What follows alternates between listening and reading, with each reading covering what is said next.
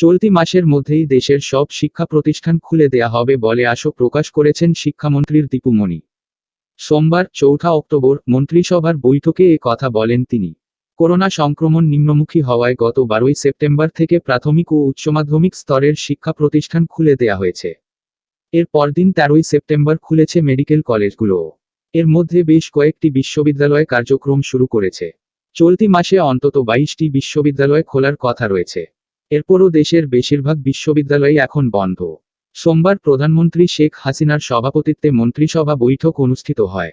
সেখানে আলোচনার এক পর্যায়ে উঠে আসে শিক্ষা প্রতিষ্ঠান খোলার প্রসঙ্গ। বিশ্ববিদ্যালয়গুলো খুলতে দেরি হচ্ছে কেন, মন্ত্রিসভার এমন প্রশ্নে শিক্ষামন্ত্রীর জানান, চলতি মাসের মধ্যেই সবগুলো বিশ্ববিদ্যালয় খোলা হবে। উল্লেখ্য, বর্তমানে দেশে 51টি পাবলিক বিশ্ববিদ্যালয় ও 108টি বেসরকারি বিশ্ববিদ্যালয় আছে। পাবলিক বিশ্ববিদ্যালয়গুলোর মধ্যে 39টিতে ইন ক্যাম্পাস পড়ানো হয়। তবে করোনার কারণে দীর্ঘদিন ধরে বন্ধ এসব বিশ্ববিদ্যালয়। একই সাথে বন্ধ হলগুলোও।